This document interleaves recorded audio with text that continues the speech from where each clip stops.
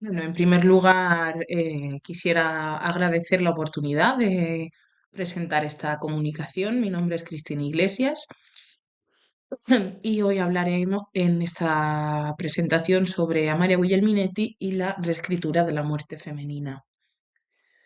Bueno, Emma es un poemario, un poemario elegíaco escrito por Amalia Guglielminetti en el año 1909. em, Como podéis leer aquí, que pone fuera del circuito público porque bueno, en él cuenta, se narra la historia del fallecimiento de su hermana por una enfermedad en el año 1909. Entonces, bueno, pues ella escribió para familiares y amigos un número reducido de copias de esta obra que con el paso de los años pues han ido, por suerte, salvándose, ¿no? De haberse perdido en cualquier lugar y pues finalmente yo he podido recuperar esta obra que se encuentra en una biblioteca en la ciudad de Turín, ¿no? En Italia. Bueno, el motivo de la mujer moribunda, codificación estética y límites de representación. Esta obra se inscribe en la tradición decadentista de la figura de la mujer moribunda, ¿no? Que bueno, pues como se conoce, pues es una figura en el panorama literario que es estética, estable, caracterizada por una tendencia a la idealización, ¿no? Del cuerpo femenino durante la muerte, se ve representado como pues, de una forma bella como dice Praz, ¿no? Responde a una lógica en la que Eros y la muerte se integran en una estética de contemplación. Todo se vuelve muy ideal. Es verdad que la mujer moribunda tiende a aparecer representada como este tipo de figura, ¿no? En una intensidad simbólica, pero este tipo de representaciones pues dificultan el poder contar de forma más o menos real el deterioro progresivo de los fallecimientos, ¿no? De la enfermedad de Emma en este caso y de la experiencia del morir, ¿no? Durante ese tiempo. Por eso he planteado aquí esta pregunta, ¿no? Que dice, ¿qué ocurre cuando un modelo construido para la representación icónica se ve obligado a confrontarse con un proceso como la representación progresiva de la muerte, que es a lo que se enfrenta Amalia Guglielminetti en esta obra, ¿no? Quisiera hacer también un pequeño inciso y aclarar que el término reescritura igualitaria que utilizo en el título de la presentación lo he llamado así porque quisiera explicar que Guglielminetti no elimina los códigos tradicionales de estas representaciones, ¿no? De la lírica, em, perdón, de la lírica decadentista y de la tradición elegíaca, pero sí es verdad que los somete a ciertas exigencias para pues, poder representar la muerte de su hermana como una experiencia y dentro de estas exigencias a las que ella somete su propio texto, pues evidentemente se salen de aquí, se plantean ciertos problemas y son capaces de reconocerse ciertos límites. Bueno, la siguiente diapositiva la he titulado Anclaje experiencial y narrativización, la imposibilidad de la imagen fija. ¿Por qué? Porque Guglielminetti construye esta obra desde su propia experiencia, desde su propio dolor, ¿no? De la pérdida de su hermana. Entonces, el personaje de Emma, como tal, no aparece en la obra en un plano abstracto, sino que se articula dentro de un anclaje experiencial concreto, como acabo de decir, pues el fallecimiento de la hermana de la autora, ¿no? Entonces, el yo poético no está en una posición contemplativa, sino en un espacio de proximidad afectiva. Es decir, el libro se configura como un espacio intermedio entre la memoria y la escritura de su propia hermana, ¿no? Que está pasando pues el duelo. Hay ciertas escenas y gestos que remiten a esta experiencia. Aquí he traído un ejemplo, los Minutsaba con la sua Nina, y a lo largo de la obra hay muchísimos, pero bueno, quisiera aclarar que no son detalles ornamentales porque el cuerpo de la protagonista aparece a través de la incapacidad de poder sostener estas prácticas diarias, es decir, es incapaz de caminar, es incapaz de comer, es incapaz de lavarse, es incapaz de peinarse y como sugiere Auerbach, pues bueno, aquí podría hablarse de una semantización del detalle donde lo más mínimo pues adquiere ese valor estructural, ¿no? de esta obra poética. Este tipo de representación se articula también mediante una progresión narrativa, que es otra de las características de este poemario, porque se divide en 20 secciones numeradas, y se lee como un desarrollo más que como una simple justaposición lírica. Es una historia que va desde el primer momento de la enfermedad hasta los últimos, ¿no? Que es cuando ya fallece la protagonista. Además, hay muchísimas fases, pero bueno, las que he destacado aquí, ¿no?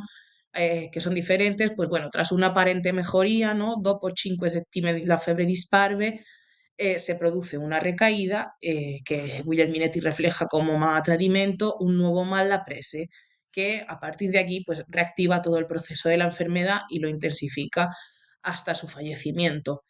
La narración de la obra pues organiza el tiempo y permite articular la experiencia en forma de relato, ¿no? Como sugiere Ricord.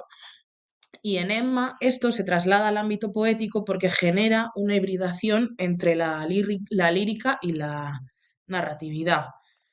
Este poemario no presenta la muerte como una imagen final, sino como una serie de sucesos y transformaciones que van pasando a lo largo de toda la historia y que afectan al cuerpo, al tiempo y a las relaciones familiares y no solamente a la protagonista.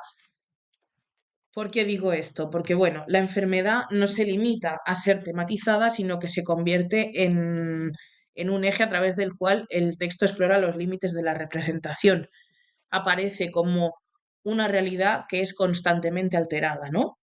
Es un cuerpo que está en continuo desgaste y en continua degradación, en síntomas muy concretos, como por ejemplo este ejemplo que traigo, ¿no? Causada cualquier brívido di febre, cierto dolor en las fases avanzadas de la enfermedad, ¿no? Que alcanza en algunas partes un significado y una potencia muy violenta, ¿no? Como por ejemplo el uso de la expresión un crudo urlo di fiera. Y también vemos que la presencia de los médicos introduce un segundo nivel de tensión, no solo el de la enferma, sino también el de los familiares que sufren con ella, ¿no? Además, bueno, pues la incapacidad de los médicos eh, y de los farmacéuticos para poder encontrar una cura a esta enfermedad, ¿no? Forse ti fu questo o frugaron dentro la sua carne oscura, intentando buscar soluciones que, pues, lamentablemente no había, ¿no? Entonces, ¿qué deciden? Deciden entre todos administrar morfina, que aparece aquí como un elemento que no cura, pero parcialmente en ciertos momentos, no en todos, elimina cierto sufrimiento de la protagonista.